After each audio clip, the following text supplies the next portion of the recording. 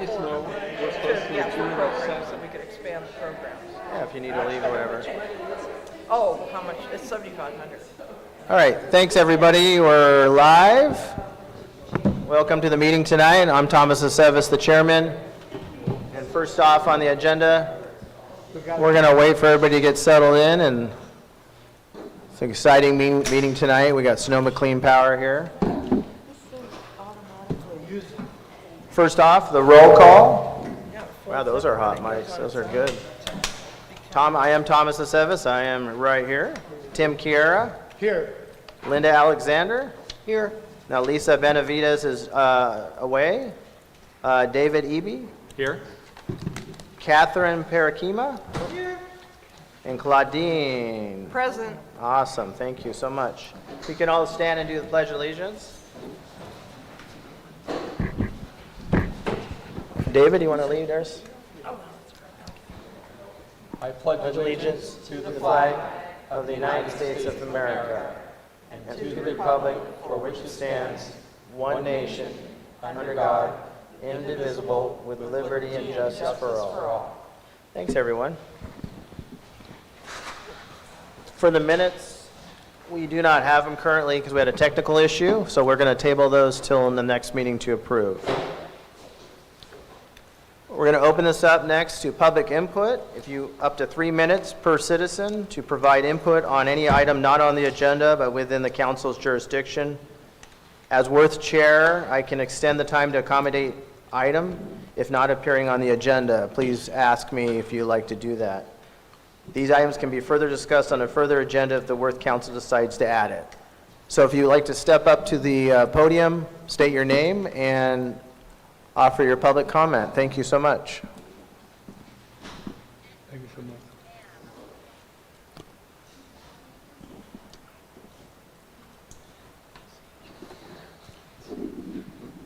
Good evening, Worth. This is Margot Kambara.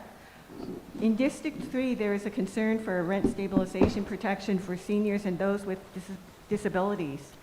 To augment District 3 Supervisor Crandall's work on rent stabilization ordinance and ad hoc committee on rent stabilization protections for seniors and those with disabilities, Worth may wish to form a committee on Lake County's housing plan called Housing Action Implementation Plan, or HAPE.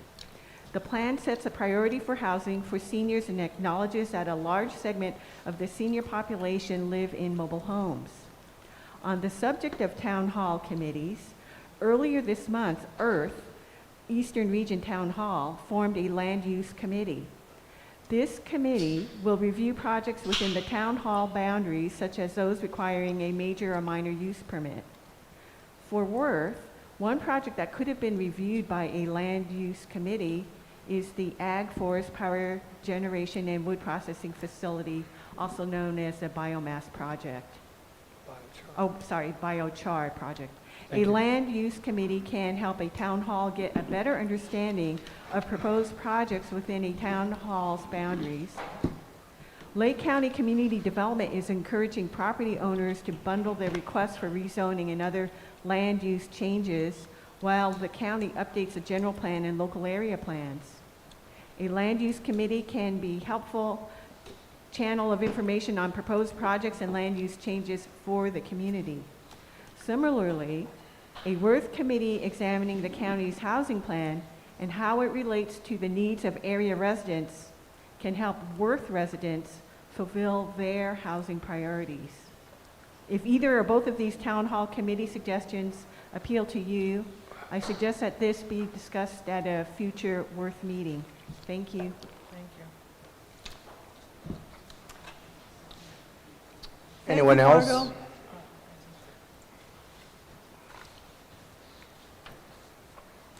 Good evening.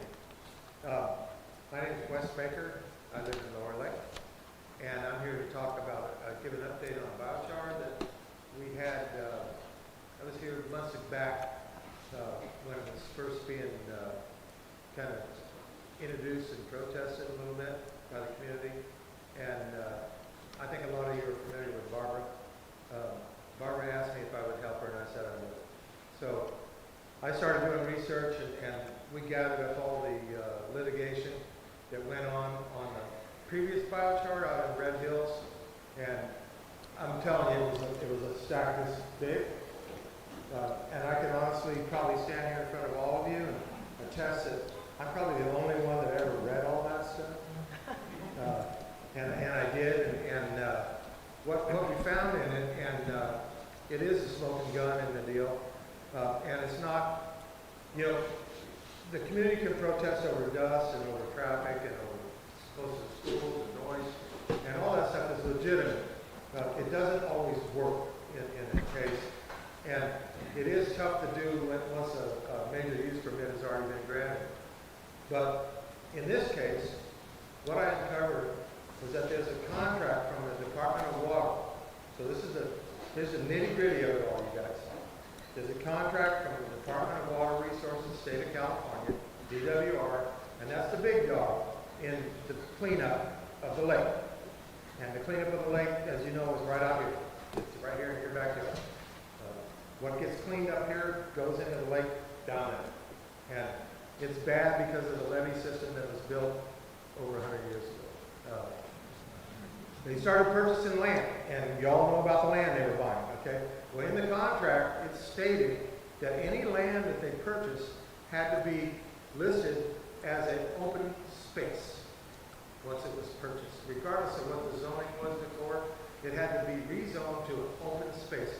And an open space means public land that's never going to be used again, all right? For any purpose. For any purpose, Yeah. short of public purpose, you know, natural, like park, public type stuff like that, preservation. The other thing is it had a conservation easement that was supposed to be recorded on the deed at the close of escrow. The conservation easement was never put in place. And in legal terms, and I'm not here to tell you legal stuff, I'm not a lawyer, but in legal terms, that is a breach of contract. It's a material breach because it's already happened, and it's big. It's not an anticipatory one. It's a material, it already happened. It's a big, major breach, okay? Had that breach not happened, like Margaret was just saying, with community development, when the application, the original application was put forth to the community development, they looked at it and they said, oh yeah, it qualifies ag land, yeah, you can do this, and blah, blah, blah, blah, blah. If it had been done, like it was supposed to have been done, they would have looked at it and said, this is open space, this is a conservation easement. I'm sorry, Mr. Thomas, you cannot get a permit to do this on this site. So now it's just a matter of DWR trying to communicate with the county, and the county communicating with DWR, trying to unravel the mess that happened maybe 10 years ago, and putting the conservation in place and putting everybody up here at peace, that sooner or later, you know, more property gets purchased up, the levies can come down.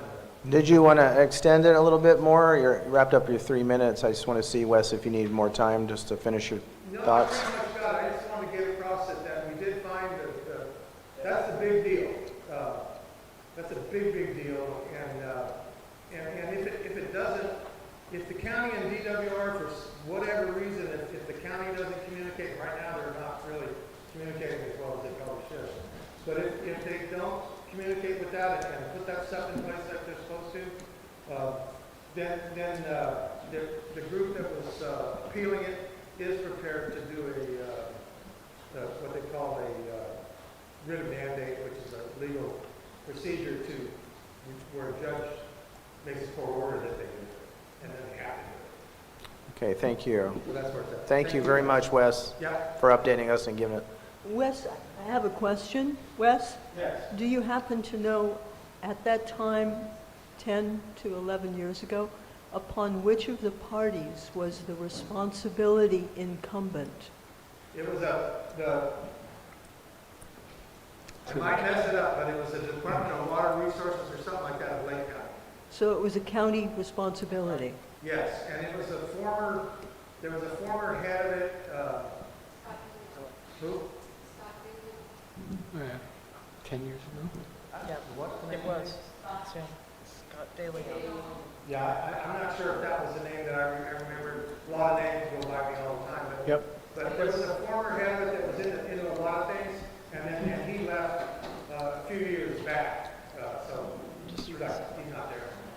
So is this not something that a title search should have revealed? Pardon me? When you do a title search, Yeah. isn't this the kind of thing that is supposed to If pop you do a up? title search on that property right now, it shows it as ag, and that's why the major use permit was granted. It does not show it as open space. It was never converted to open space. It never was put on it that it was a conservation use. Well, when you say it was never converted to open space, Yeah, it's supposed to be changed, the zoning. so, but that's just the label of it. Yeah, you're not gonna build a industrial anything on an open space. Yes, You'd never but, get it. They would never even accept an application for a major use permit. so who makes the decision to change the name from ag to Board of open space? Supervisors back then signed the contract with DWR. When they accepted the money and they got the land, the money was millions of dollars. Yeah. It was close to 20-something. But I would assume that DWR would have a handle. I would assume that DWR would know that you have to change that designation. They should have been enforcing it, yeah, they weren't doing their job, overseeing it either, yeah, I mean, Okay. it wasn't, I'm not blaming it all on the county. Yeah, It's a two-way street there. But where it got happened is that people were blaming community development and saying, all this kind of stuff. And I'm not sticking up for them, I'm not sticking up for anybody, really, I'm just sticking up for what I read, what's in writing. And Okay. The community development, their job is to, if you came to them and wanted a major use permit, their job is to tell you about the application process, and if the land qualifies, to take your application and send you on to the... Thank you, Wes. We got to move on to the next, thank you for your time. Who else has a public comment they'd like to make? Hi, Julia Carrera, candidate for 3rd District Supervisor. Mm-hmm. Just to follow up on Wes, Department of Water Resources at the county did not follow up on the grant requirements, and that's how that happened. It would not show up on a title search because it's a grant requirement. I'm up here to talk about the coastal cleanup this Saturday. I typically clean up Mendenhall and Elk Mountain Road on a monthly basis. I adopted that road. This Saturday, I am encouraging everyone to meet at the Habib-Batil Environmental EPA office here, the old doctor's office, at 9. We're cleaning up Upper Lake between 9 and 1 on Saturday, called Coastal Cleanup. Hope to see you there. Thank you.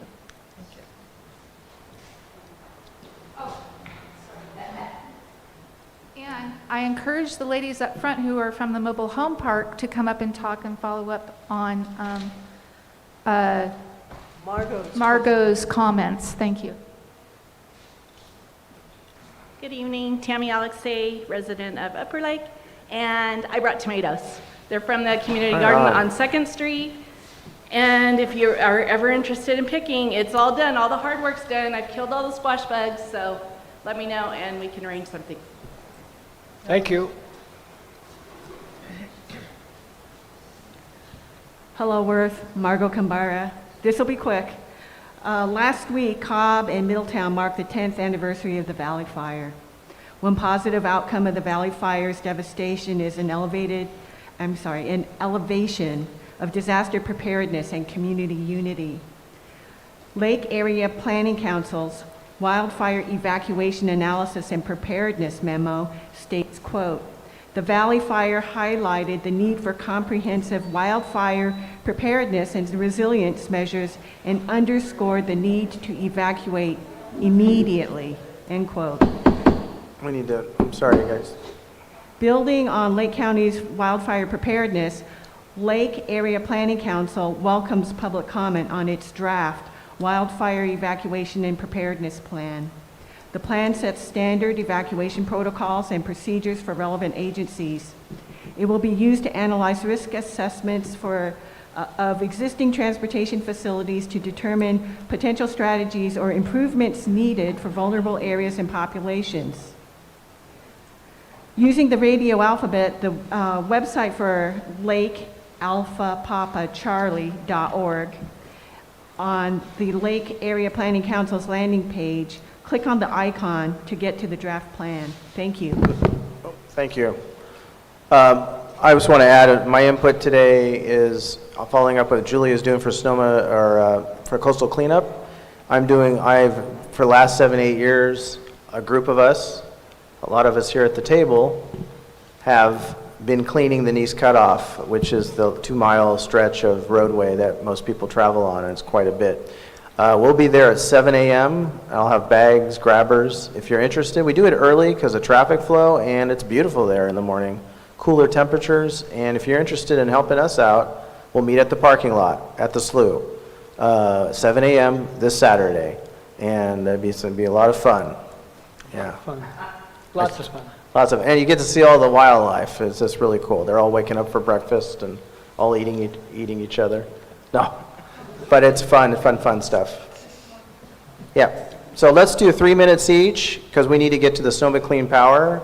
If you don't mind holding to 3 minutes, if you'd like to talk about, comment about the park, okay? We can move the park information to next agenda item to give you a full part for next month. Hi, my name's Shanae Tebow. I moved back into Upper Lake about a year ago after my father passed, and I inherited his mobile home over here at Meadowbrook apartment complex. I've only been there a year and 2 months, not even 2 months yet, and they have now raised our rent 3 times in the last year. They raised it the 10% in March of this year, and I had contacted the owners of Harmony Communities about it, and they said, we will only ever raise your rent in March 1st of every year, 10%. We all got a letter, these are all my neighbors, all got a letter about 3 weeks ago saying they are going to raise it again as of 12/1/2025, $350 on all of us. They're saying it's for cleaning up the area, but they've owned this place for 3 to 4 years now, and they have not done anything to help us. They don't maintain the property. They don't do anything for us. I called them 2 months ago to get an issue fixed. They do not return. They don't contact you. They don't communicate with you. But they have all these laws about what you can do inside your home. But they don't do their end of the thing, and they just keep raising things. And they try to make it better by saying, oh, we'll give you a credit for the next 18 months. But they're doing it to my neighbor Ma. She's been there for 30-some years. And they just keep doing it, and it's $350. And we're now all at the point where we're going to lose our homes. It's going to do March, January, February. They give us 90 days notice, but they always do it on a weekend where you can't get a hold of them. And it's just going to get worse. And we have been having trouble with break-ins and loitering, and they're not helping us. And I just want to know, how come they can keep raising the rent every 6 months? Janae, did you have the assurance that they would only raise it on March 1? Yes, I have In the writing? emails. Did you receive that in writing? In emails from the owner. Do you happen to have that email? You don't have to have it with you, but do you maintain it on your Yes, computer? I saved it in my emails. I save all their emails. Okay, good. All right. And, yeah, that's just their excuse. They brush us off. They don't care as long as they get money in their pocket. Okay. And we are talking about Harmony Communities? Harmony Communities Of Stockton. of Stockton. Okay. And they own 40-plus properties. They're saying they're hurting for money, and that's their excuse. Okay, Kate, do you, I'm sorry, I'm going to be asking, but we should put this on the next agenda. Yeah. We'll Yes, have this on the please. next agenda item to get it fully fleshed out. And I understand, I've read the letters myself. I usually don't respond to the public comment, but at this point, it's so important. A sense of urgency is needed on this matter. Okay, thank you. Thank you. Okay, we'll do, yeah.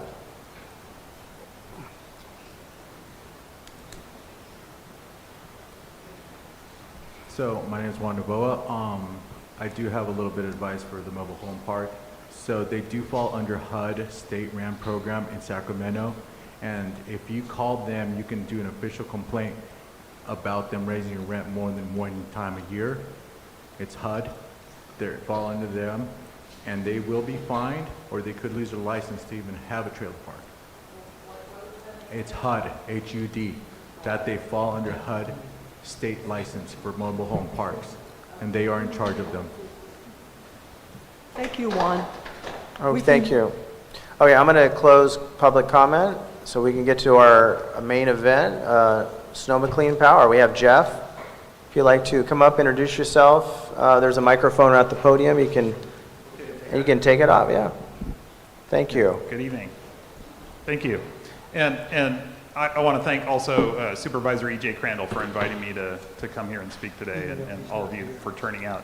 So my name is Jeff Cyphers, and I run Sonoma Clean Power, and today really is a short version of what we're going to be doing in a lot of detail on September 30th at the Board of Supervisors. So on that date, and I'll make sure there's a slide that has that date, in the evening, the cities of Lakeport and Clear Lake, the two incorporated cities here, and the County Board of Supervisors will be meeting together in a joint session to talk about what I'm going to be talking about tonight, but in a lot more detail. So I'll plan on speaking for maybe 15, 20 minutes, but then taking as many questions as the council is interested in having.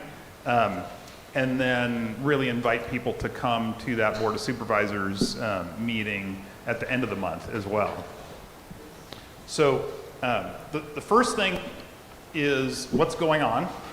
And I see a couple familiar faces, so this will be a little bit of repetition for 2 or 3 of you, but I'll try to add some new material. So the first thing is that your elected county and city officials around Lake County are really asking, should we join Sonoma Clean Power? We produce the power, the electricity, for Sonoma and Mendocino counties today. And I'll explain how we're different from PG&E in a later slide. But what we're really about is asking this question about, should your elected officials take a vote that gives you a choice about receiving the power that is produced for you from PG&E or from this public option, so a not-for-profit government agency that runs power plants ourselves. So right now, today, PG&E obviously makes the decisions about where your power comes from, and this is about explaining a new option. So I want to start with who we are. So we're a public agency that was organized and started offering service in Sonoma County in 2014. And we're owned by our customers, and what that means is the cities today of Sonoma and Mendocino County own and operate our agency. And we have a board of directors of elected officials from around Mendocino and Sonoma counties that make the key decisions about budgets and rates and about how we operate.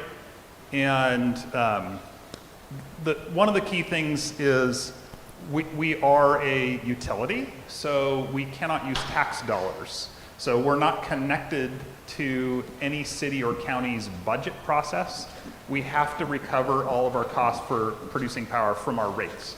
And that's a good thing, because it means we can never have a liability that flows through to our member cities and counties. So if we fail, the cities and counties don't have that kind of financial liability. The downside is if we fall on hard times and the cities and counties want to help us, they really can't. So we have to kind of make it or break it on our own. So one of the key things that I want to touch on a little bit is how we advocate. When we start a program like the one that we have, we're able to trim costs most of the time. So our track record is 85% of the time we've been able to have lower costs than PG&E for power generation. But I'm going to emphasize now, and in a later slide, the amount of savings is pretty small on the bill. And in a typical year, we're saving customers 2% or so of the total bill, so I don't want to brag about that. What I do want to brag about is when we advocate for lower rates in Sacramento, in the Capitol, and at the California Public Utilities Commission, we lose about 9 battles out of 10, but we've already trimmed bills over $100 million with that one win we had. And so, like, when you win, you can win big. And so we do go to bat for customers. When PG&E wants to do a rate hike, we challenge it. We make them show their math. We make them, like, open their books. We make them defend their rate increase. And once in a while, we do win that. And so that advocacy is something that is, I think, a bigger deal than the cost savings, actually, than the direct cost savings. So if Lake County does join SCP, then you will have this choice of getting your power produced by PG&E or getting it produced by us. But here's the key. Nothing else changes. So PG&E still makes all the decisions about when your power goes out. I wish I could solve that, but I can't because it's their linemen working on the lines, so it's their safety. They still manage all the poles and wires. They still send out one bill with our charges and their charges on it. So they're charging for wires and grid, we're charging for power plants. So we put all that together on one bill and we make sure it's all consolidated so you only have to pay one bill in the future. And they still repair all the lines the same way they have. And so one of the things that is remarkable to me is the very first one of these CCAs, so it stands for Community Choice Aggregation. The very first one that ever happened in California was 2010, and it was down in Marin County. And today there are 25 operating programs, and we produce way more power than PG&E does, like vastly more power. So our collective impact, we're serving over 200 cities. We have over 15 million folks in California that we serve collectively, across, not just us, but us and our sister agencies all around the state.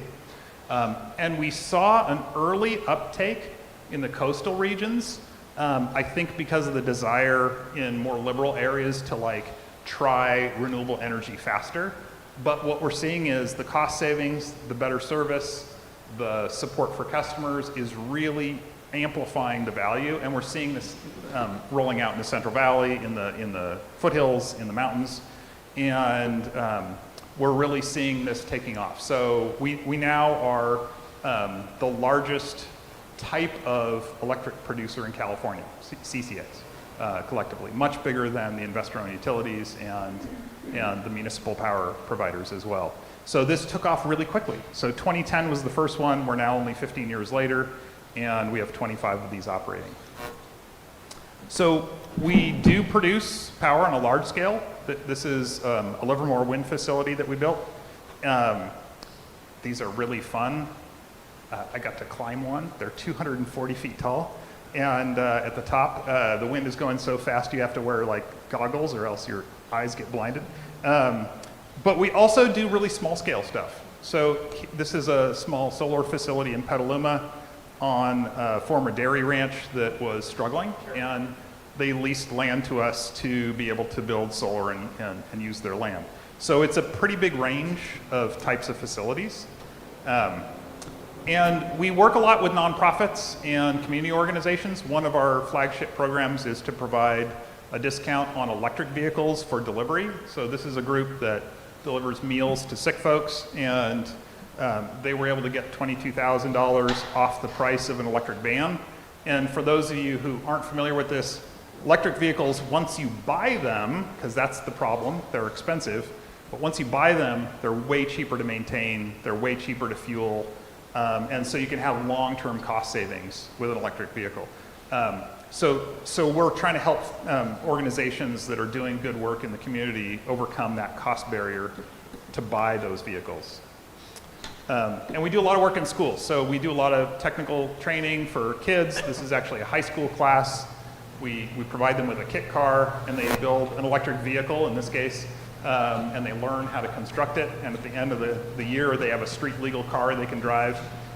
This is a really popular program for teaching kids about hands-on skills, reading plans, kind of learning how to solder and crimp and weld. And I really love dropping in on this class. So The process for considering this is that Lake County, Clear Lake, and Lakeport are all going to vote in October. And we have tentative schedules. These are not yet confirmed, but what I'm hearing is Clear Lake is planning on voting October 2nd in their evening council meeting, and Lakeport and the county are planning on voting on October 21st, the county in the morning and Lakeport in the evening, on whether or not to join. And if they all do vote to join, then there's kind of a long process that kicks off. So the first thing is the county would be eligible to appoint a board member to our board and begin participating. And the two cities would be eligible to appoint a shared board member. We would start working in 2026 to do a fair amount of community outreach, more details than what I'm giving you today about kind of how all this works. And then there would be a process in early 2027, so apologies for the long delay, but the state of California makes us have this very long delay between a vote and service so that there can be planning that happens. But basically, service would begin May of 2027. So this is a ways out. And so the really big community push would start happening early in 2027 and would continue through the fall of that year. So we'd be out in the community a lot. If Mendocino's an example, so we started service in Mendocino in 2017, and using that as an example, we're probably looking at 30 to 50 community events or so in 2027, just to make sure we can be in a lot of places around the county, be at the fair, be at the key events, come to more meetings like this, and meet with folks on tribal lands and in community events all around. So I mentioned that we don't save a ton of money on bills. I wish we could, but almost all of the bill is still on the wires, the substations, and the grid. So we had a good year last year. We've been able to have some good savings. This is 7% savings on the total bill. This is the best we've done. We were able to sustain that through most of this year, and that is now shrunk. It's a smaller savings now. And in fact, going into next year, we're looking at being almost exactly the same as PG&E, which we don't love. In order to do 7% savings, we had to cut $50 million off of bills because almost all the cost is on PG&E's side.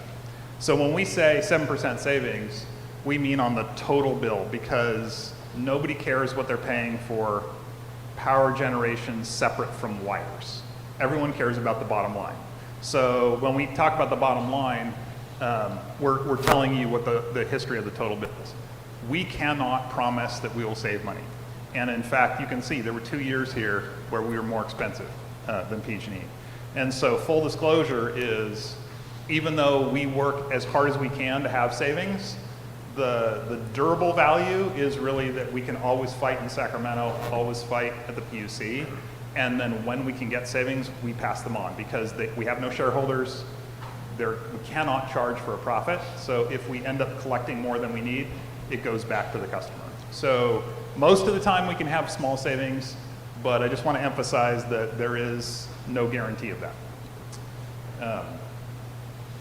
So we do have a vision for the future, and probably won't be a surprise to folks here. Geothermal energy is really valuable, and it has become much more valuable over the last decade, but we haven't built any more of it in California. And so what happened when California invested so much in renewable energy, like wind and solar in particular, we started using less and less natural gas in our natural gas power plants. But the big problem is we haven't closed any of those plants. They're all fully staffed, and we're paying almost as much money now as we did when we were running and burning gas all the time. And the reason is we still need those gas plants around in the winter when it's dark and not a lot of wind, so not a lot of solar, not a lot of wind, all the batteries are empty, and we got 7 days or that kind of time period. All that energy is still coming from those natural gas fired power plants, which means today in California, in May, when we've got a lot of spring runoff, a good hydro year, it's cool. California's grid is almost 100% renewable at noon. But in January at 3 a.m., it's almost 100% natural gas, which means we have 2 grids, and we're paying twice. So we're paying for both grids. And what we started looking at 5 years ago was we cannot afford to have 2 separate grids. It's just getting way too expensive. So whereas in the past we all thought geothermal was expensive, what we're realizing is having a renewable source that can run 24 hours a day means you can actually stop paying for the natural gas-fired power plants completely and just say, we don't need you anymore. So we stood up a program to look at how can we build more geothermal, but in new ways. So we know we can't copy what is here today. It would use too much land, it would need too much water, you can't duplicate what Calpine has. So what we've started to do is look at all this new technology that's coming out of Italy, out of Iceland, out of Utah, out of the Department of Energy at the federal government. One of the only things I've seen that Trump and Biden agreed on 100% is geothermal energy. So there's this kind of renaissance that's happening in Utah and Nevada right now. And there are now proven projects that are now getting up and running in Utah that are using 95% less land than we used to use for geothermal, are using vastly less water, and are recirculating the water instead of letting it vent to the atmosphere. And so we're taking notes. We've been out there, we've been studying that technology. We now have some partners who know how to build that kind of work. And so what we're really aiming to do is get rid of paying all those natural gas-fired power plants in Southern California mostly, and start producing our own power locally with these advanced sources. So this is one of the key areas that we're really focused on. And I know, I think the chair of the council mentioned there would be some questions on this one. So I just wanted to, last slide that I've got prepared is just a reminder that September 30th in the evening, I think it's scheduled for 5 p.m., but check me on that. There is that joint meeting at the Board of Supervisors for the cities to kind of do the deep look at what's going on. I mentioned the 2 voting dates, so Clear Lake, and then a double vote on October 21, and mentioned some public meetings through 2026, and then a big ramp up in 2027 for May. And I think what I'd love to do is turn it over to the council and just see, oh, sorry. I was going to take a I can go back. Just get it. Yeah. Okay. And happy to also send something out if it's easier by email or something like that. So. All right, thank you so much. Before we get to the public comment, and Tim will be going around with a microphone shortly, I'd like the council to, I have a question from council member Lisa who's not here, but it's actually a question that's been asked to you. I've watched several presentations. A lot of them are really, and it's Jeff, and you can learn all sorts of good stuff sometimes from all the other ones on PEG TV. Make sure to subscribe to PEG TV, run by Mr. Thomas over there on YouTube. Great channel. You can see all the meetings. I'm going to go right to it. The geothermal plants that are indicated in your presentations throughout the county, how soon, if you're approved by everyone in this county and you guys get the green light, how soon will you be looking at putting geothermal plant technology into our area, and where would you go, and how much, does the county, what does the county reap from that? What do they get? Is it just the extra energy going to the grid, or are we going to get a piece of that action? I think a lot of that's concern for the community. You've heard a lot of, and I'll let you answer now. Thanks. Yeah. The concerns that raises for you and the community are exactly why we started this effort. So the state of California has already issued an order. We heard about DWR with a biomass facility earlier. The state of California has already issued a procurement order for the Department of Water Resources to go out and construct up to 2,000 megawatts of new geothermal. We want to steer that. We don't want it to railroad us, because it's not just Lake County. In fact, a majority of the geysers complex is in Sonoma and Mendocino counties. a majority of the people who live near it are in Lake County. So we totally get that dynamic. But we don't want it to just be any technology anywhere. We want the community to have a voice in that. So we started the Geothermal Opportunity Zone not just as a signal of how to work on our own projects. Should we pause? Up. Turn that one on. Up. Cool. Hey, So the Geothermal Opportunity Zone isn't just really for us to communicate out to the community what the expectations are and the locations and the technologies that we're pursuing. It's also a platform for us to go to Sacramento and advocate that anyone else building in our service area should also, and we don't have a legal mandate to force DWR to do anything, but we absolutely can pester and try to get whoever this governor and the next governor are to align DWR's work with community interests. So like one of the things we're really fighting for is respecting the geothermal setback zone in Lake County and making sure that nobody, takes advantage of that or doesn't follow it. So, so you asked also how soon things would happen. So we've been at this now for 4 years, and we've learned a ton. So we've built up a technical team. We have a subsurface engineer. We now have a transmission planner who knows high voltage power flows and so forth that are needed for connecting new geothermal. We've signed different kinds of cooperation agreements with third parties. What we have learned is California is losing out to 3 states in particular, Utah, Nevada, and Colorado, because they have more efficient permitting systems. And California has a very risky permitting system for even the exploration phase of geothermal that can take many, many, many years just to explore. And then once you explore, you have to go through an environmental review process for the production facility, 2 separate reviews. And so a lot of what we're trying to do is duplicate what the federal government did under Biden to ensure that you look at the environmental review for both exploration and production as a package. So you basically say, you can do exploration as long as it's very limited in nature, very localized, and very high bar as far as labor standards, environmental standards, so forth.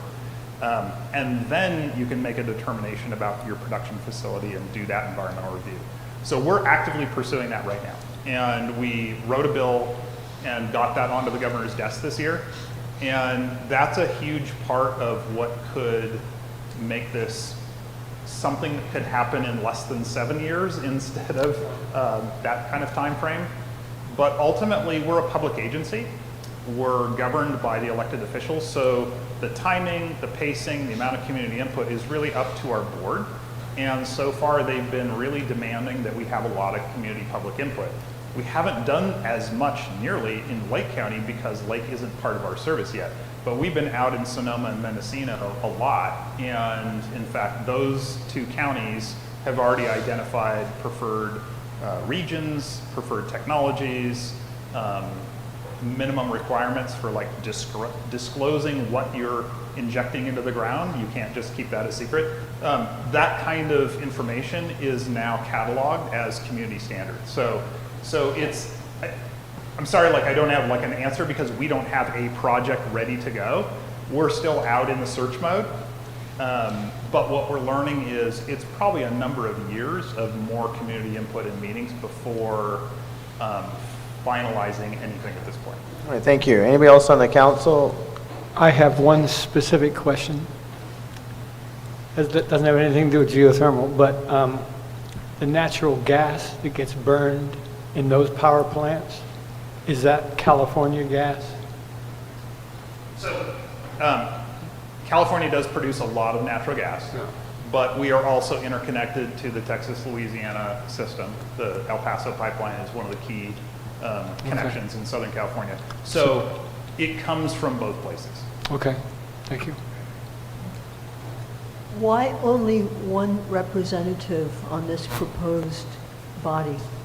So it's 2 total, but, so 1 for the county supervisors and 1 shared seat for the 2 cities. That's the process our board rolled out to Mendocino with. And the kind of thought process, if I can represent the board for a second, which is always dangerous for staff, so I will try to be faithful, is when we rolled out to Mendocino, having 2 seats for Mendocino County on the SCP board was also representative of the amount of customers, power load, revenues, and expenses, and that's also true in Lake County. So Lake County, if we were doing this based on numbers of customers, revenues, expenses, so forth, would have 1.9 board seats. That means 2. So I think that's the thought process our board has used, is to try to think about that kind of fairness of representation. I could be very wrong, but it feels like there is a cultural and social difference between the city of Clear Lake and the city of Lakeport, as well as a population differential. So I don't see them as, it's not that they're not co-equal, but that they're not analogous in perhaps what some of their perspective would be as power users. I accept that, and I think that's also true in Mendocino, where we have Point Arena that has, I think, a population of 600, and you have Fort Bragg and Willits that have thousands, with different politics as well. So I think that's something worth expressing, and I can share your comment with our board as well.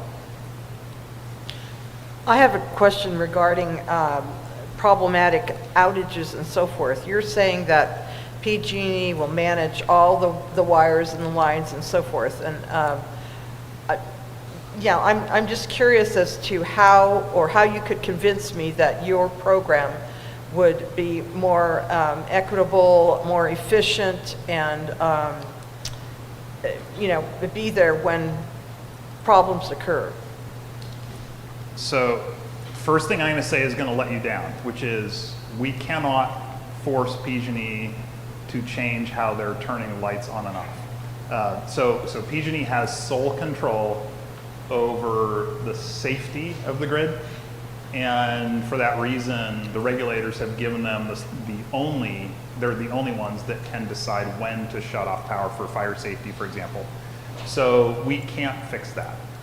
What we do is we do advocate, and we sometimes win. So one of the wins we've had is we won several years ago a rule at the commission, at the Public Utilities Commission, that says PG&E has to try to notify two days in advance before they turn the power off, and they have to make heroic efforts to notify anybody who's medically dependent on power and so forth. So we got that done, and that was not the case beforehand.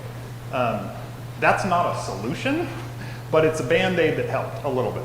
We also advocated for having battery storage be available in small scale for customers who needed that kind of backup system for medical devices and so forth. We're also working really hard to fix the fundamental problem. So we have one win, and I don't want to overstate this because there's 100 places we needed to win, but one win in the east side of Santa Rosa where we found a 4,000 home neighborhood where PG&E was shutting the power off constantly, as much as Calistoga actually. And it was a retirement community with a lot of older people. And we found a little tiny section of the distribution grid that if PG&E had undergrounded it, they would never have to shut off the power. And we took that to PG&E, and they were like, well, maybe. So we took it to the regulators and said, this is going to cost a very small amount of money, and you can stop shutting off power to thousands of homes.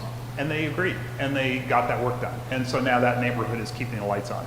So we keep looking for those examples of solutions. I don't want to overstate the case that we can always find it, because sometimes that's a hard solution, but that is our work. That's what we're here to do. Anyone else on our council? Okay, we're going to go out to the public comment, and if you could if you can do 3 minutes, and thank you, and state your name. Tom Lasek, I'd like to thank Mr. Seifert for coming here. And I've heard this presentation several times. I do thank you for your candor. Could you talk up, Thomas? I'm having a hard time hearing. Can you hear me now? Yeah. Is that better, Thomas? Okay. So, Tom Lasek, again, thank you for your candor on this. I was at the board meetings when this was first introduced this year, and I've attended and watched several of the other presentations that you've given. As maybe you remember, but I was pretty enthusiastic about having a CCA. I was at that point sort of anything but PG&E type of mindset. My concern is the geozones, and here's why. It's a couple layered problem. One is when this was first offered up to the Board of Supervisors back in the spring for a feasibility study to see if Lake County consumers and residents would be invited to join your CCA, the geozones were explicitly told that they would not be part of the discussion for that decision. That was in the spring. And then in June, that changed. And so it hasn't been mentioned here, but my first question is it now a prerequisite for Lake County to join Sonoma Clean Power's geozone in order for the consumers to be part of the SCP customer base? Is it okay if I respond, or should I wait? No, you respond to him, and then you have one more question too, and then, Sure. okay. Sure. So yes. So our board did, and apologies for the lack of clarity in that first meeting. My recollection is that it wasn't expressly separate, but that I was hoping it would be. Our board did clarify that a lack of alignment on geothermal is so fundamental to our purpose that we should all pause and say, do we really want to get married if we disagree on that? And so that did resonate with me because we have invested a number of full-time staff into geothermal work and millions of dollars, and we're really committed to this, and we'll do this in Sonoma and Mendocino if Lake doesn't join. We're still full out pursuing geothermal. And so I think the concern was if we go forward with a real disagreement about the value of geothermal, we're probably going to get into bigger problems together because we'll probably end up having too many disagreements about that to make this be successful. So that was the thinking about that. Okay, so thank you for that, because it does bring up my follow-on question. In this presentation and the other presentations that I've seen, it has been more of a conversation of what us as consumers might see in our bill, what the rates would look like, what you can and can't do, so on and so forth. It is a consumer-based conversation, not an infrastructure-based conversation. And when we start talking geothermal power, we're talking infrastructure. And my concern is why would Lake County, I'm sorry.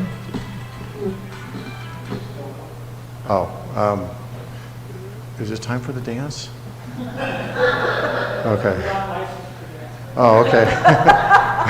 But we'll take your lead. But my question is it's clear that there's a lot of new technology coming up, and we're being asked to buy into something that I don't even think Sonoma Clean Power knows what it looks like today. There's technology coming online, there's DOE research and stuff like that, but nobody really knows. So why would Lake County want to buy into something when even Sonoma Clean Power isn't quite sure what it is? Why not take it in steps and say, and go back to your board and say, we can't answer Lake County's questions because we don't even know the answer. And that's a fair question. That's a fair response. It's not that we're against it.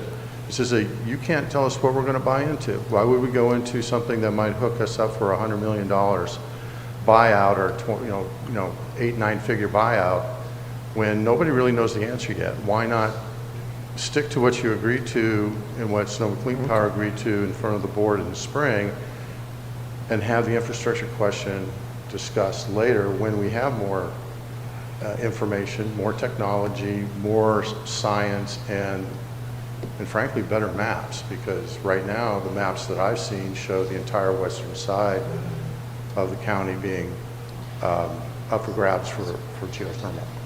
Okay, can you answer that? And then we're going to go to the next person. Thanks. Yeah, thank you. So I think my best answer to that is the invitation isn't to agree to a location or a technology today. The invitation is really to join a board that will steer those decisions into the future. And I think that distinction is key. Our board has not yet agreed to a place or a technology as a final decision yet either. We have high priority technologies and we have areas of interest that we're looking at, but there's no decisions have been made. And I think the key is, do you want to help steer or not? And I think that's the best way I could frame it. All right. So we're running, I knew this was going to take a while, and I want to make sure everybody gets a comment in. So how many people still want to ask a question? Raise your hand. Okay. We're going to run long tonight, if that's okay with you. I'd prefer not to, but we do have other things on the agenda, and this is overly important. I thank Jeff for answering all the questions and continued. So, am I still on? Okay. So we can let's hold it to three or less minutes for your question. Am I still on? Yes. Okay. I can't hear I can't hear myself. We can hear you. No, please. Can I get a wedge out here, please? So if you can hold 3 minutes or under, one question, please, to keep the time. I don't mind. I want to make sure everybody gets their input. So the first person, if you raise your hand, we'll go next. Ray Frederick, Upper Lake. And then Jeff, if you can make it as concise as possible. Thank you for your timekeeping and your time management. Ray Frederick, Upper Lake. I've got three real quick questions. First question, I saw in your video up there you've got windmills.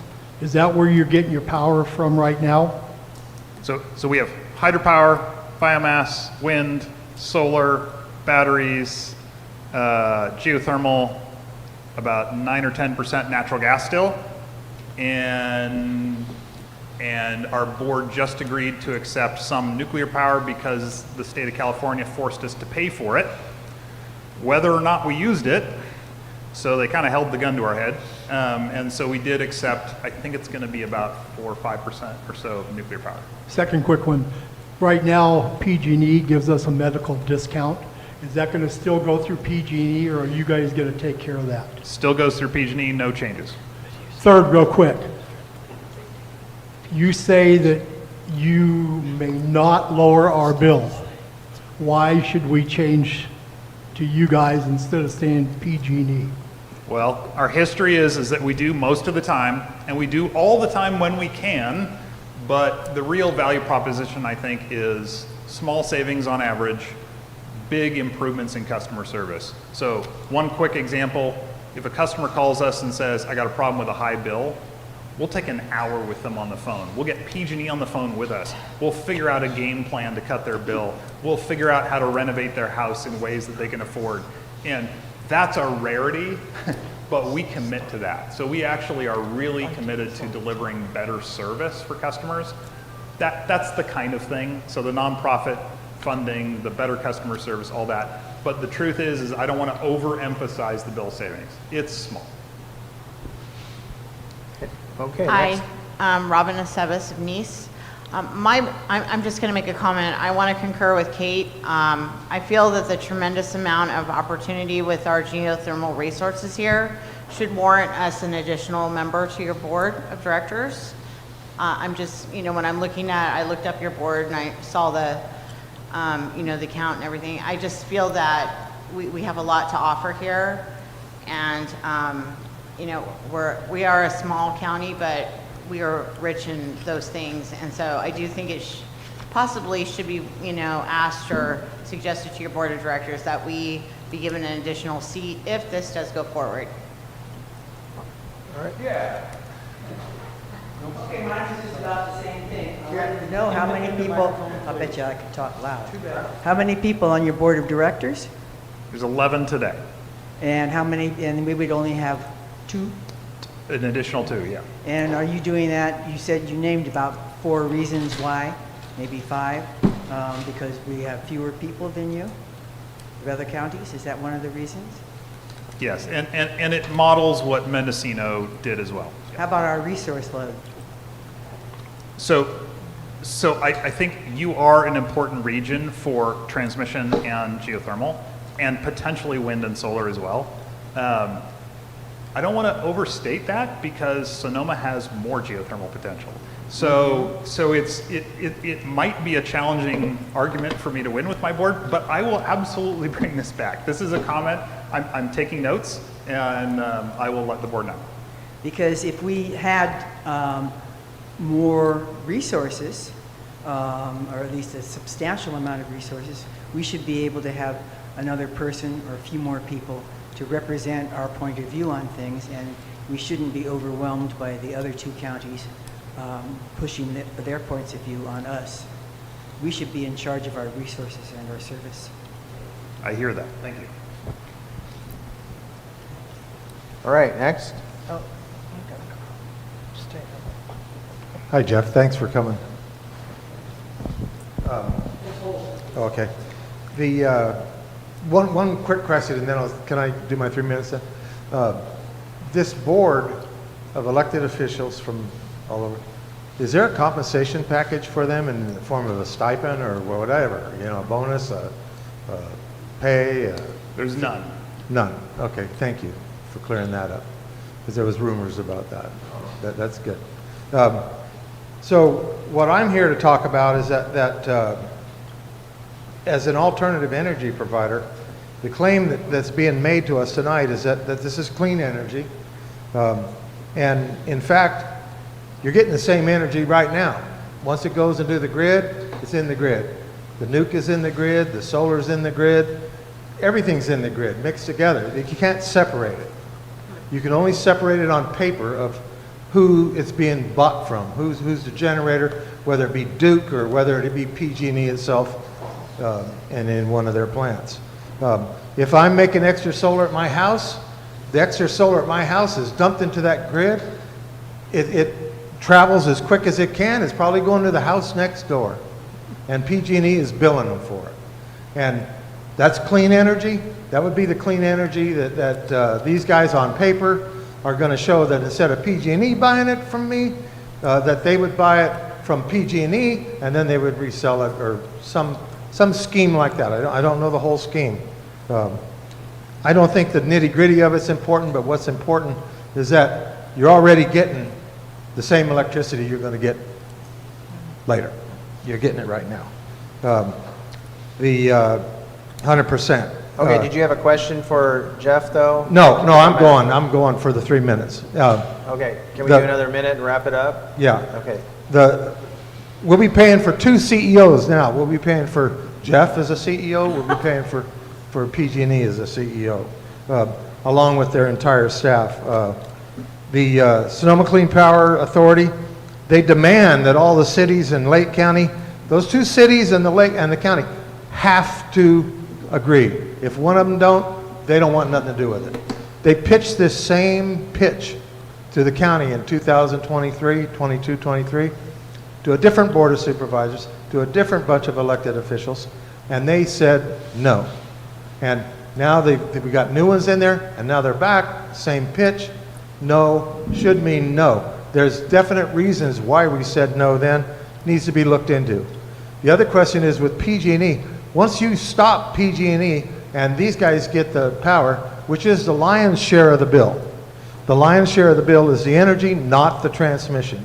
And once the transmission goes away, there goes maybe 2/3 or something like that of the profit of PG&E.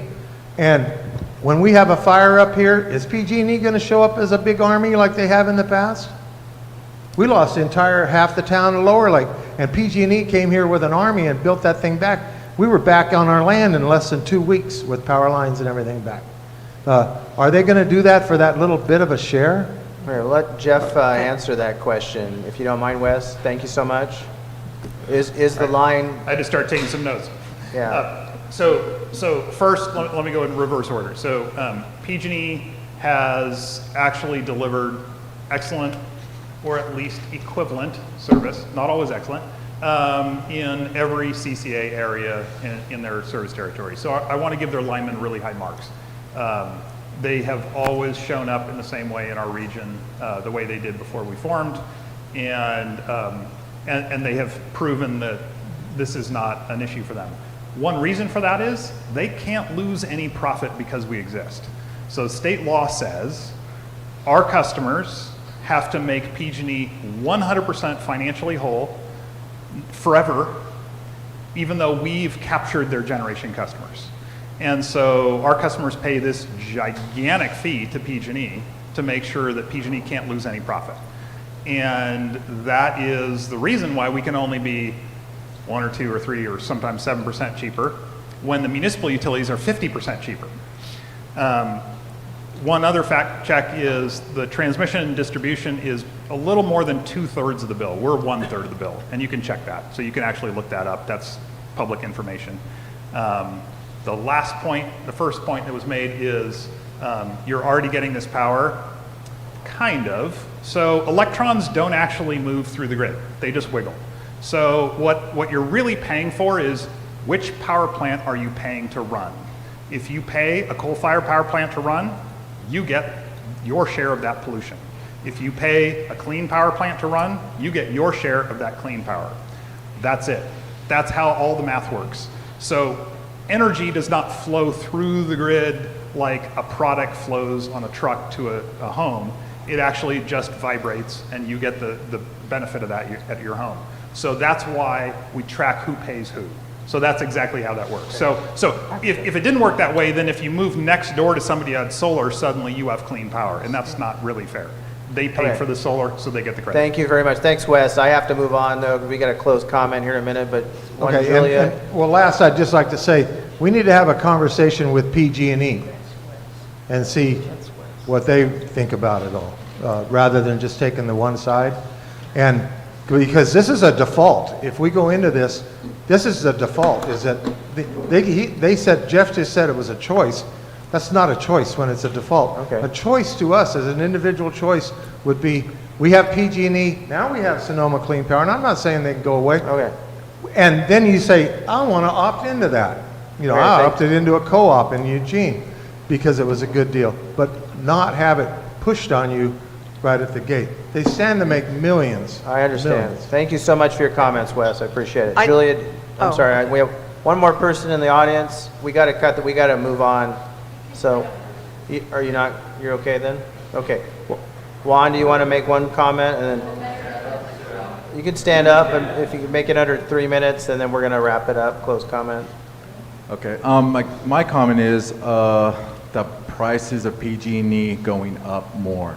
In the last 10 years, they've gone up more because of Sonoma Clean Power, because PG&E is in the business of selling you power. But you just stated you create more power than PG&E, so you're selling us the power, so they're losing money, but they're still maintaining every line, fixing every line that you're not responsible for. So they still have that overhead and creating all the new lines. And that's why our rates go up on PG&E when we buy it from them. So you coming in here is gonna take another big percentage of their power selling to another community, which means our rates are probably gonna go up, but you say you advocate for us all the time.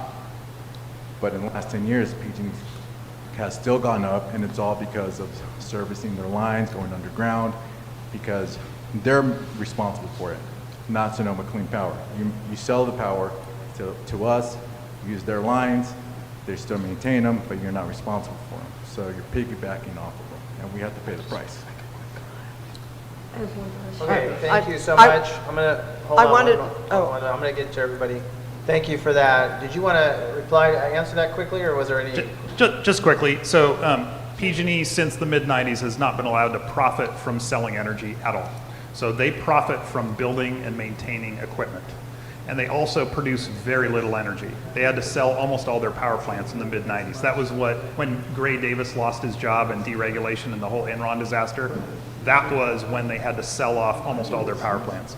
So they go out in the market and purchase energy in a very similar way to the way we do. So they cannot lose any money as a result of our operation. So they're protected in that way.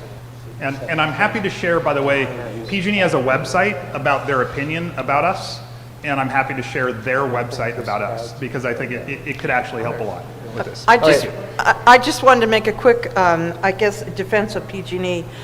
They do have medical equipment adjustments. They have a multitude of programs to help those who need to work out their payment problems and issues, and they have a multitude of other programs. So to say that you're doing this, it is something that they have already been doing and implementing for customers. They will continue doing that for our customers. So we share customers, and they will continue doing that same program for them.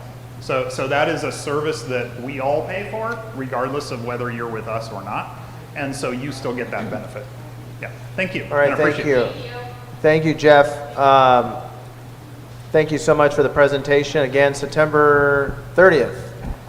Be there at the meeting, 5 o'clock at the chambers, and they're going to be doing a longer and more, and you can make comments there. Thank you so much. Excellent presentation. Thank you. Okay. Kate, did you have a comment on that? I thought you wanted to. No? Okay. Did you want to make a comment, Kate? You didn't get a comment in that you wanted to. It's an open question in that I understand that the Public Utilities Commission Board are political appointees often enough, but nonetheless, as a California taxpayer, they do work for me, or I'll remind them that they work for me. So I'm not hearing the distinction between Sonoma Clean Power and the organization known as TURN, Toward Utility Rate Normalization. And I realize that TURN may not be in the demographic areas that Sonoma Clean Power has made a presence, but nonetheless, they are similar in lobbying for responsible, community-based responses from the PUC, which I believe we have not experienced to the best benefit over the last 5 years. But that too is a political choice that we can solve at the ballot box. So I'm not sure I'm hearing, I will be persuaded, maybe, but I'm not hearing what Sonoma Clean Power is doing that I shouldn't already be getting from PUC. Advocacy. All right, thank you. And in fact, TURN has We need a microphone on you.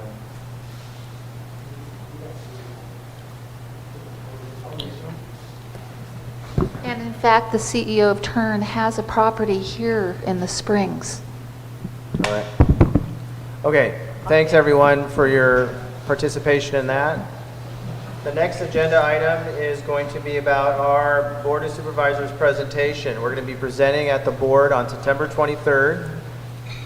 Western Region Town Hall participants, we've submitted the presentation with the help of our Lisa, and she's not here, but she can hear me. Thank you so much for that. And everybody put together, Julie's team, Tim, and everyone on the board that's participated in this long, and Claudine, a long process of presenting our issues, celebrating the accomplishments and continued concerns we have with the community issues. Just like tonight, we had a new challenge come up with this mobile home park, which we'll be looking at. So that'll be September 23rd. It'll be at 1:30 or after, depending on where they're at with their time items, at the chambers. Hope if you can be there or watch us later, or be there or watch us live.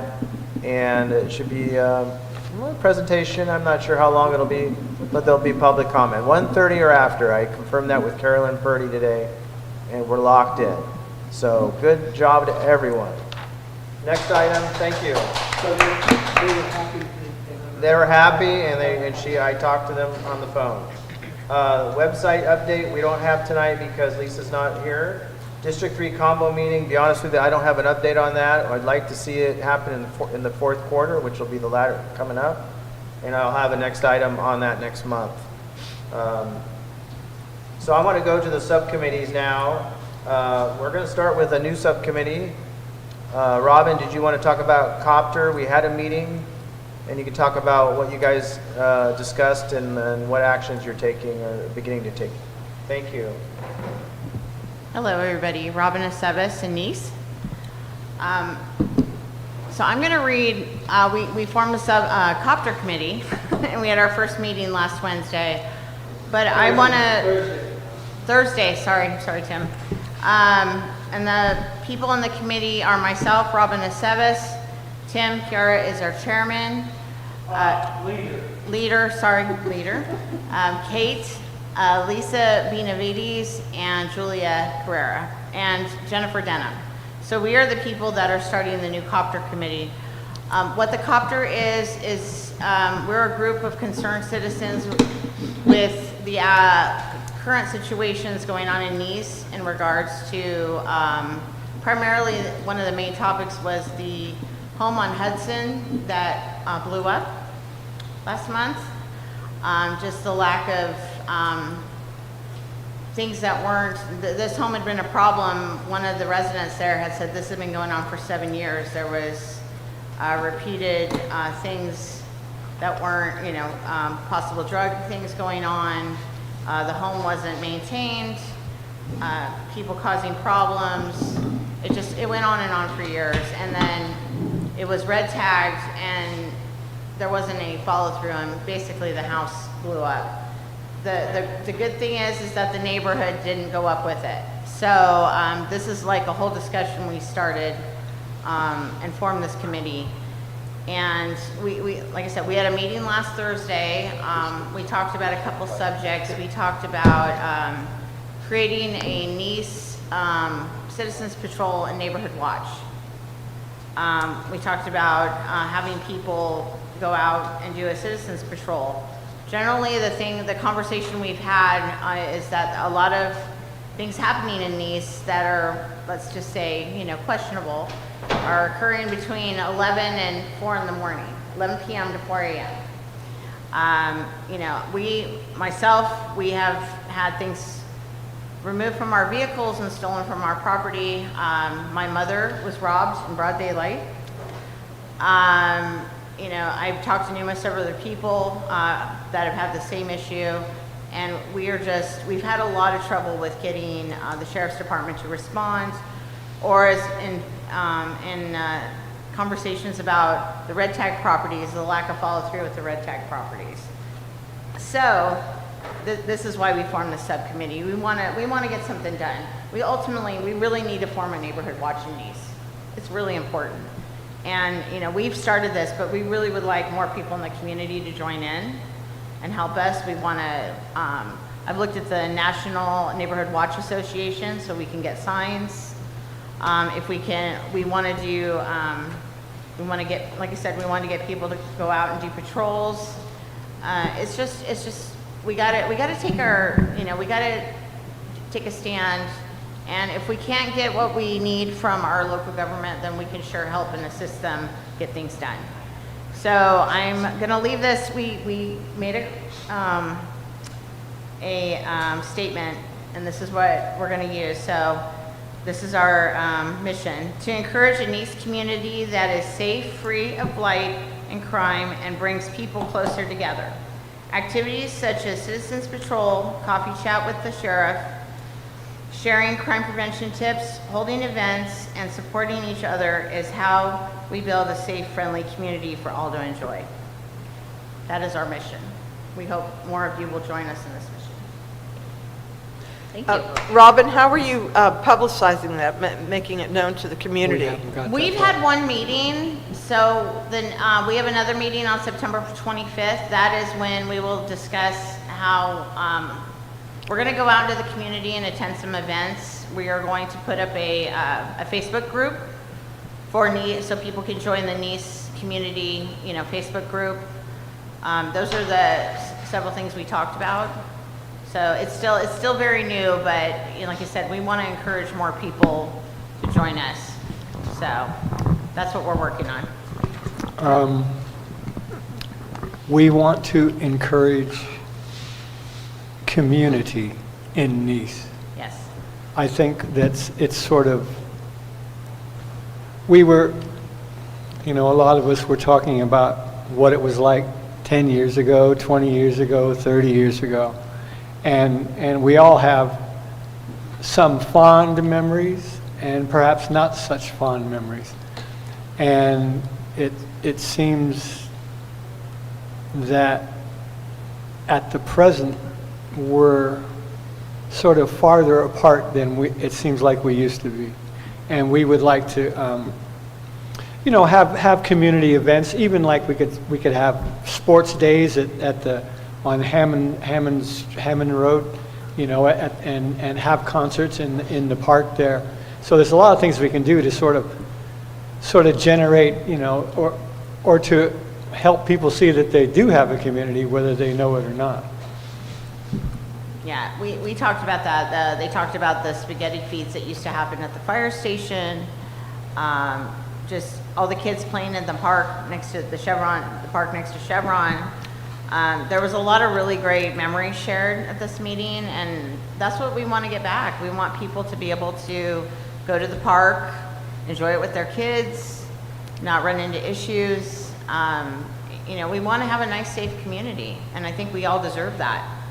We all work hard, and we take care of our homes, and we take care of our families, and I honestly think we have such a beautiful area on the North Shore, and I don't think enough people come over here because I hear a lot of blowback about what's going on over here. People are aware of it, and I just say, hey, let's take a stand and let's stop it. Let's do it as a community. That's what I feel. And I hope more of you will feel the same way and join us. Just to follow up on the committee, one thing I hope you guys look at continuously, and it's been spoken by Robin right now, is the park next to the Chevron on 20. It's an embarrassment. I go by there every day on my bicycle, or if it's in my car, it's filled up with, I've seen a drug deal happen in front of me. Yeah, I don't know how we're going to battle that. There's laws that we don't have in place to pull people, but I've never seen anybody there except the same people. I won't see any birthday parties, there's nothing, and nobody feels safe there, that's why. So anyway, we got to look at that and take that park back, because it's just, who wants to stop, and it's just embarrassing, so. Take all the parks back. Yeah, we need to get our parks back. Yeah, to public domain or public. I don't know if anybody's seen the beautiful job that Swim's been doing with the marina. They've done all that wonderful work down there. They're a great addition to the community. So I just, there's a lot of good things happening. And if there are people out there that have problem properties that can't, that by no fault of their own, if they're just lacking in, funds and they can't clean their properties or do things properly, then maybe we can look. Yes. Talk to county people about, there are a lot of grant opportunities out there. I've been on 2 nonprofit boards, and I'm very well aware of them. So there's a lot of opportunities to look at to help this problem. Or we could all get together and build them a barn. That's right. All right, thank you so much. Thank you, guys. Ray, did you have a comment? Ray Frederick, Upper Lake, you were talking about having a Nice Citizens Patrol. Me and the wife, we used to belong to the Upper Lake. I'm not going to say it just fell apart. If there's no patrol in Upper Lake, we don't get notified. But anyway, instead of having just a Nice Citizens Patrol, you might think about having more shore patrol. Then you can get each city involved into it, and then each city could have a meeting a quarter to discuss the problems. We need a microphones on it. Robin, you want to come up there and respond to Ray at the microphone? Thanks. Right now, our primary focus is on Nice. I don't think you have a bad idea, but we have a lot of problems in Nice, and that's going to take up a lot of time. So what we could do is we could start in Nice, and then we could branch out. I agree with you. We should be able to work with other communities. But I think our whole focus here, especially with the recent events with the Hudson House and the whole neighborhood there, that neighborhood worked really hard together to try to solve everything that was happening, and it didn't happen. So that's why we just want to focus on Nice, and then after maybe we get that organized, then we can expand out. That's my idea. We'd like to think that a skill set we build figuring out what to do in Nice is going to be transferable. Yeah, I know Nice because I used to be the garbage man over there at Nice, Lucerne, and I know the situation you guys have. Because back when I was working before I retired, I used to go down the street, see people sitting in their cars shooting up. And this is at 3 o'clock in the morning. And there's, first of all, there's no activity by the sheriff's department. Have no idea where they're at. I know they're under budget, understaffed, but they know that those are high crime rates, and they should be doing something. I don't know how it could be handled, but I have emailed the community engagement officer for Lake County Sheriff's Office. On their webpage, it says they will come to our meetings and talk with us. So hopefully I will get a response soon. They are also supposed to help us with the neighborhood watch. But, you know, we're, like I said, we're just going to go forward with this, and we're going to get Nice, we're going to take care of Nice. Okay, thank you. I'm going to thank you, Robin, and everyone involved with that committee. Look forward to the next update. Since we have three other a subcommittee, but however, these three subcommittees will be at the presentation on September 23rd, 1:30 p.m. at the Board of Supervisors. Do you guys still, we're going to hit 7 o'clock. Do you still want to comment on your subcommittees? Or do you rather hold that till Julia, do you want to, anybody else wants to come? Go, yeah. Okay, we'll start in order then. Before Julia, Dave, did you want to make a quick comment on anything, or do you want to? Okay, so Dave will be at the September 23rd, 1:30 p.m., and he has a great presentation. Not just talking about the concerns, but the celebrations and things that have been done. Okay, Claudine? Just a quick update. The congestion at the elementary is still ongoing and present. I got caught in the congestion the other day, and what I'm seeing are parents running through cars to get to the other side. It's so dangerous. Anyway, I brought it back up at the school board meeting once again, and it's kind of like, oh, we just got to get through this, but it's highly dangerous, and I'm hoping that we can get Public Works in on it and look for some solution. And I just urge people to please call and make reports to the CHP. It's 281-5200, and just be diligent. It doesn't take long, but we've got to get a handle on these reckless speeding drivers in this town. I'm only speaking of Upper Lake, and it's so dangerous.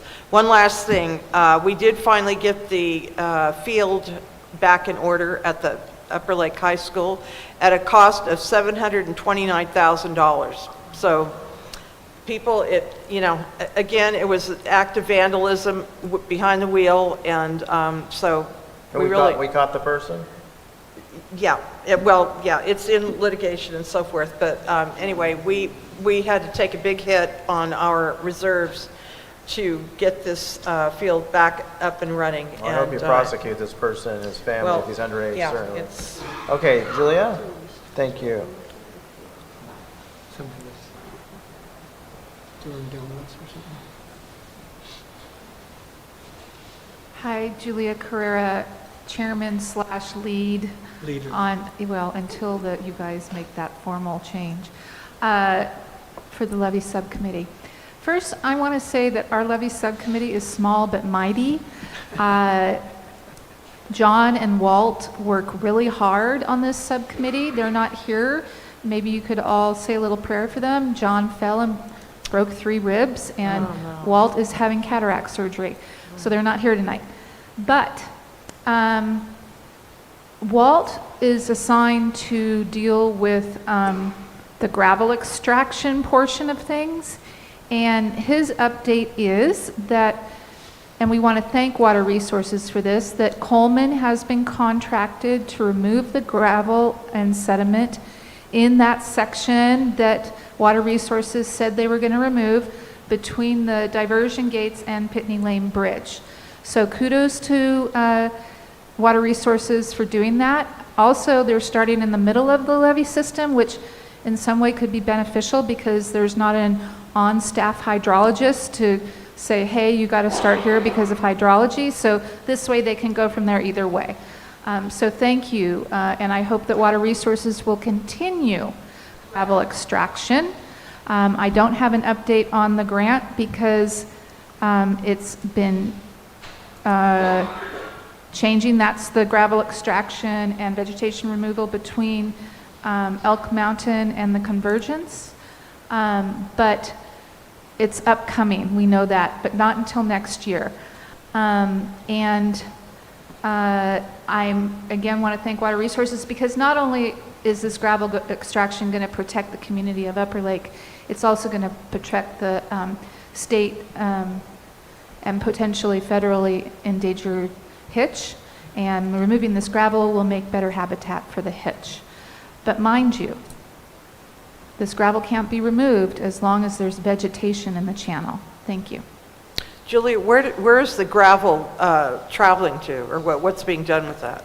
The gravel, once the vegetation is being removed, which we don't know how that's happening yet, will go to Coleman's. Coleman has been contracted to remove the gravel. And then will he resell that gravel? Does the county? That is my understanding, Okay, the yes. county doesn't benefit then at all from the monies, or? I have not seen the contract, so I can't respond to that. Sorry. Thank you. Thank you, Julia. Thank you. Okay. Supervisor's not here tonight. He's at a conference. So announcements. Announcements. Do you have announcements? I'd like to make an announcement for Lisa. She mentioned her great work on the hold on 1 second. The Grange. And their next meeting is October 13th at 6 p.m. October 13th. Ooh, is that Friday? No, I don't know. Friday the 13th? Isn't it Monday? Oh, shoot. That was like Halloween. 6 p.m., October 30th. If you'd like to join them and help them out, that would be great. Next announcement? Okay. Jerry. No, he's The Clear Lake Gleaners will have a distribution tomorrow morning beginning at 7:30 through 10 o'clock at the Nice Community Center, which is immediately adjacent to the Baptist Church in Nice. No one is turned away. We will have groceries for 240 households. Any other announcements before we adjourn? May I have a motion to adjourn? Oh, the dump days went real well, as far as I know. I didn't be able to participate, but we'll have to get a report back. But I was told it was very, very well done. They got a dumpster down at ready for the Saturday, so. If you could do it real quickly, because we're gonna. Get out of here. From my memory, what was said was that it was a successful turnout, that some people came 2 and 3 times, and that at least one day has been done in all the sections of the 3rd District. Yeah. They've been over, all of them been successful, and that's the reason, one of the things we're looking at, hopefully at District 3. And then as soon as he has the poundage, he'll let the Board of Supervisors know. District 3 combo meeting, first thing we're going to look at is doing universal trash collection, because it's needed in this area. So, thank you so much, everyone. A motion to adjourn? So moved. All in favor? Aye. Thanks, guys, so much. Great meeting. Thank you. Have a great night.